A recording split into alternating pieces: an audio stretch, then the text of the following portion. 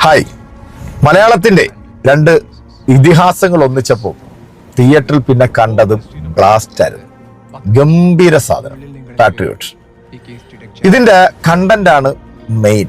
കാരണം നമ്മൾ ഇന്നേ വരെ മലയാള സിനിമയിൽ കാണാത്ത ഒരു കണ്ടന്റ് ആണ് ഇതിനകത്ത് പറയുന്നത്. അത് തന്നെയാണ് ഈ കഥ തന്നെയാണ് ഈ സിനിമയുടെ ഹൈലൈറ്റ് എന്നുള്ളത്.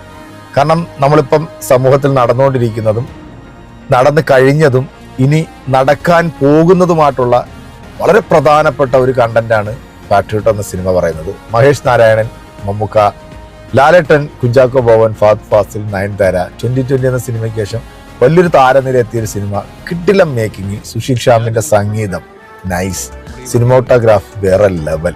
മമ്മൂക്ക ലാലേട്ടൻ കോമ്പിനേഷൻ സീൻ എത്തുമ്പോഴത്തേക്കുണ്ടല്ലോ പല സീനിലും നമുക്ക് ഭയങ്കര വൈബാണ് തോന്നിയിട്ടുള്ളത്.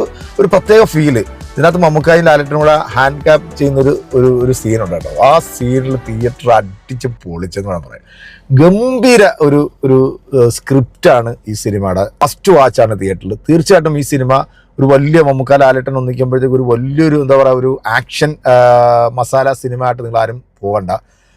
ആക്ഷനുണ്ട്, എന്നാൽ ഇതൊരു പക്ക ക്ലാസ് എൻ്റർടൈനർ സിനിമ തന്നെയാണ്. തിയേറ്ററിൽ പോയി കണ്ട് ആസ്വദിക്കാൻ, പ്രത്യേകിച്ച് 15-16 വയസ്സുള്ള കുട്ടികളൊക്കെ ഉണ്ടെന്നുണ്ടെങ്കിൽ തീർച്ചയായിട്ടും ഫാമിലിയായിട്ട് ഈ സിനിമ കാണണം. കാരണം വരാൻ പോകുന്ന ഒരു വലിയൊരു മഹാദുരന്തത്തെ നമ്മളെ ഈ സിനിമ കാണിച്ചു തരുന്നു എന്നുള്ളത്. ഇപ്പം ഞാനും നിങ്ങളും കണ്ടുകൊണ്ടിരിക്കുന്ന ഈ മൊബൈൽ, ഇത് എന്തൊക്കെ തരത്തിൽ ഉപയോഗിക്കാം, ഇത് നമുക്ക് ഏതൊക്കെ തരത്തിൽ നമുക്ക് ദോഷമാകുന്നുണ്ടെന്നൊക്കെ വളരെ വ്യക്തമായിട്ട് പറഞ്ഞു തരുന്ന, നമുക്ക് എൻഗേജിങ് ആകുന്ന രീതിയിൽ 3 മണിക്കൂർ ലാഗ് അടിപ്പിക്കാതെ ഒരു കിടിലൻ സാധനമാണ് മഹേഷ് നാരായണൻ നമുക്ക് ഒരുക്കിയിരിക്കുന്നത്. ഗംഭീര മേക്കിങ്ങും, ഒന്നും പറയാനില്ല.